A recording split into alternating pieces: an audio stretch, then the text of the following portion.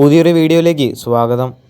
കഴിഞ്ഞ സീസണിൽ FC ഗോവയ്ക്ക് വേണ്ടി ഒരുപാട് ഗോളുകൾ സ്കോർ ചെയ്ത ഒരു താരമാണ് അർമാൻഡോ സാദിഖു. മികച്ച പ്രകടനം തന്നെയായിരുന്നു താരം FC ഗോവയ്ക്ക് വേണ്ടി കാഴ്ചവെച്ചതും. എന്നാൽ FC ഗോവ ആരാധകരെ ഞെട്ടിക്കുന്നൊരു വാർത്തയായിരുന്നു കഴിഞ്ഞ ദിവസം പുറത്തു വന്നിരുന്നത്.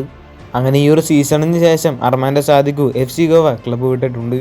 പെട്ടെന്നുണ്ടായ ഒരു പ്രശ്നം കാരണം കൊണ്ടാണ് Armando Sadiku FC Goa club വിട്ടിട്ടുള്ളത്.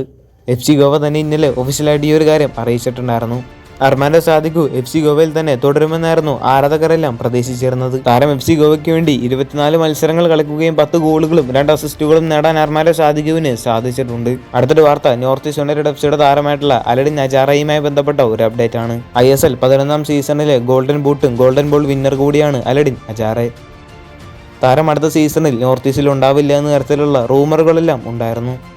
താരത്തിന് ടീമിലേക്ക് എത്തിക്കാൻ മോഹൻ ബഗാൻ ശ്രമിക്കുന്നുണ്ട് എന്ന റൂമറുകളും പുറത്തു വന്നിരുന്നു. അങ്ങനെ ഇപ്പോൾ അജാറായി തന്നെ വ്യക്തമാക്കിയിട്ടുണ്ട് താരത്തിന് നോർത്ത് ഈസ്റ്റിൽ തുടരാൻ തന്നെയാണ് താല്പര്യമുള്ളത് എന്നുള്ളത്. അടുത്ത സീസണിലും താരം ടീമിൽ ഉണ്ടാകുമെന്നാണ് അദ്ദേഹത്തിന്റെ പ്രതീക്ഷയെന്നും അജാറായി വ്യക്തമാക്കിയിരുന്നു. മാത്രമല്ല ഇപ്പോൾ മാർക്കസ് മർഗ്ലാവും വ്യക്തമാക്കിയിട്ടുണ്ട് അലഡിൻ അജാറെ നോർത്ത് ഈസ്റ്റിൽ തന്നെ തുടരുമെന്നുള്ളത്. അജാറയുടെ ഒരു കോൺട്രാക്റ്റിൽ അത് എക്സ്റ്റെൻഡ് ചെയ്യാനുള്ളൊരു ക്ലോസ് കൂടി ഉണ്ടായിരുന്നു. നോർത്ത് ഈസ്റ്റ് അത് ട്രിഗർ ചെയ്തിട്ടുണ്ട്. അതുകൊണ്ട് തന്നെ അലഡിൻ അജാറായി അടുത്ത സീസണിലും നോർത്ത് ഈസ്റ്റിൽ തന്നെ തുടരും.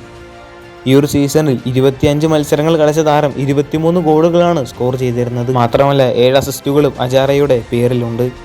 അടുത്തൊരു വാർത്ത കേരള ബ്ലാസ്റ്റേഴ്സുമായിട്ട് ബന്ധപ്പെട്ട ഒരു അപ്ഡേറ്റ് ആണ്. ബിപിൻ സിംഗിനെ കേരള ബ്ലാസ്റ്റേഴ്സ് ടീമിലേക്ക് എത്തിക്കാൻ ശ്രമിക്കുന്നുണ്ട് എന്നുള്ള വാർത്ത നിരവധി മാധ്യമങ്ങളെല്ലാം റിപ്പോർട്ട് ചെയ്തിരുന്നു. ബിപിൻ സിംഗിന് വേണ്ടി കേരള ബ്ലാസ്റ്റേഴ്സ് ഇപ്പോഴും ചർച്ചകൾ നടത്തുന്നുണ്ട്. താരത്തിന് മുംബൈ സിറ്റി FCയോടൊപ്പമുള്ള ഒരു കോൺട്രാക്ട് മെയ് കഴിയുന്നതോടെ അവസാനിക്കും.